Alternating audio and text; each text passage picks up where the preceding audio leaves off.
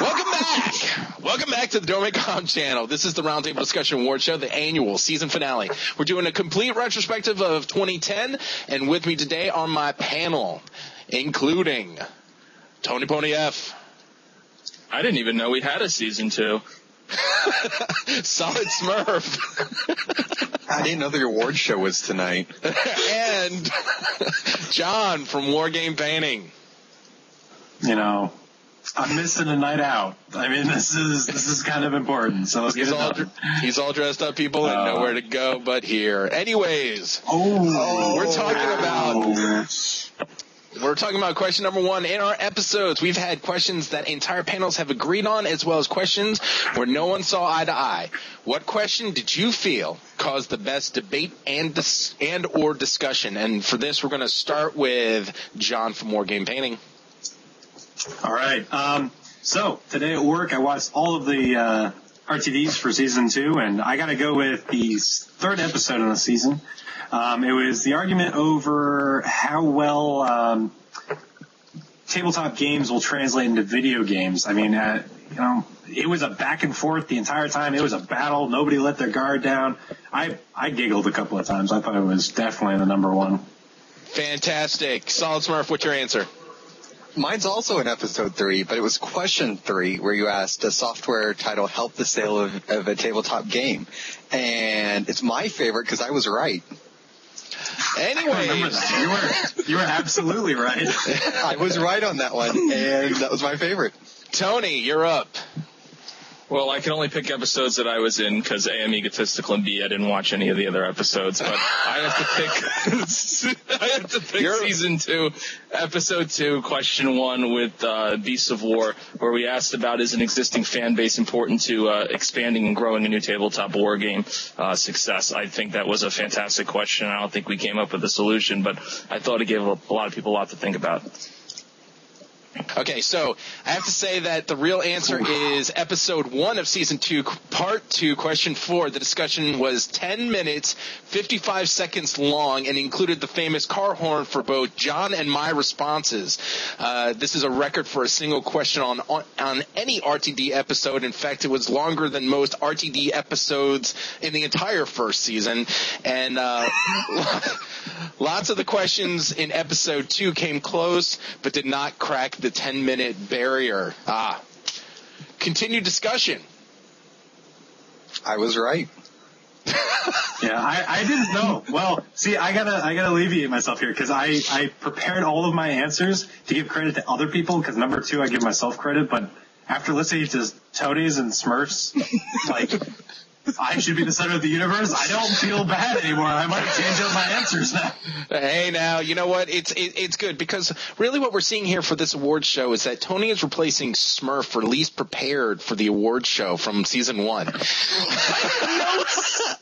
Yes. On a sheet that's printed out. Yes. I'm always prepared. And you're only including episodes that you were in. Anyways, we're moving on to quite a few episodes. Fair enough, yes. You almost acted as co-host for season 2, quite honestly. It's a little scary, and I didn't even know we had a season 2, so. All right. So number 2 is what question ended in the best punch or had the best punchline? And for this, we're going first to SolidSmurf. I'm going to go to my man John when he said, wow, have my love children. That was my favorite line. I might have peed a little, I don't know.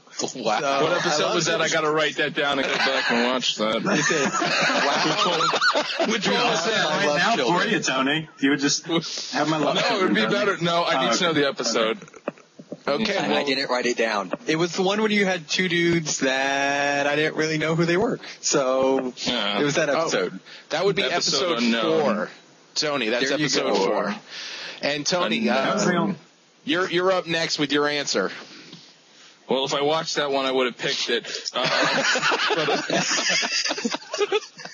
I would say, out of the ones I did watch and participate in, episode 1, question 2, why do we all play 40K if we all hate it? I think that was very lively in Dale's smoke-infested shop.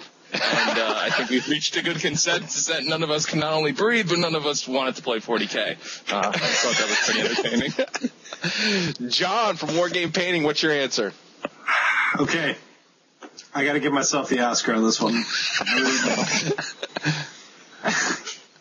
This was from the cutoff that evidently was lost in the void of nothingness that is the interwebs because it didn't save correctly. But Doremicom got a phone call in the middle of it, and it says, "Yes, love you too, babe," and hung up. And I said, "Darling, you don't have to call me babe anymore. We've moved past this." And I have to pat myself on the back for this one because the audience agrees with me. And had it not been lost, Doremicom, lost, I would have gotten a clean panel's worth of votes for Best Punchline. Thank you. Fantastic. You really do love the music me. is playing now. We need you to exit the stage. Did you go out and buy that just for this? Yes. Okay. Just making I thought he just had it ready at all times next to his desk. You never know what I need to just do a video with an Oscar. Okay. My answer is the 1-2 punch. Excuse me. My answer is the 1-2 punch of Tony and I with regards to D-bag power gamers, with me saying that D-bags are necessary but in small quantity, nowhere living anywhere near me, and Tony calling me out and discounting my answer because if I'm not willing to adopt a D-bag, then my answer doesn't count whatsoever. And with that, we have continued discussion. I think there was way too many good punchlines this year. Honestly, it's like the winner. There was times where I'm looking back and I was there for these and they were still funny. I mean, like, I don't know. I think every episode had a winner, honestly. Let us not forget Pew Pew Pew Pew. From the season prior. Gotcha. From season 1. Yes. And the in lieu of phase. Let's go ahead. Stop stealing my limelight. I have the Oscar. Right? There you go. Question number 3 is, which outlandish prediction at this point was either most correct or most likely to become reality in the next year? And for this, we are going to go to TonyPonyF. I would say, again, when we had Warren on from Beast of War, when he said that tabletop gaming was going to explode and grow in 2011, I think that sentiment will be correct, given a lot of factors, but I do think that we're going to a point where it is going to become a little bit more mainstream. All right. John, what's your thoughts? Looking back at them, I mean, between giant robots that take over the universe and other things like that, I honestly don't think that any of the outlandish predictions are anywhere near coming true. I mean, I couldn't find any that I agreed with. All right. SolidSmurf. This might have been from season 1. I've been in so many. The PDF codexes. That's what she said. I know, right? The PDF codexes, and then we had the Demon Hunter and Witch Hunter come out in PDF form. So it was just like, oh, snap. All right. For me, I'm actually, because, again, this is a retrospective of 2010, and our awards show is always in the following year. I'm actually going to pull from the Season 1 awards show, and it was my prediction of War Machine being a challenger to the throne. Local gaming stores in the Raleigh area have seen a huge shift away from 40K and onto War Machine Hordes, Malifaux, and other squad-based games. Definitely promoting a much more smaller-scale game system, and, yeah. I have to agree with John, though, that the number of rational predictions for Season 2 were not in abundance.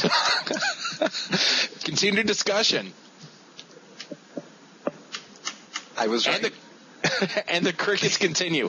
Hey, guys, let me go ahead and let you know that we were already drawn out of random.org the 2 winners for the leaving a comment to answer a question and or video response for Season 1.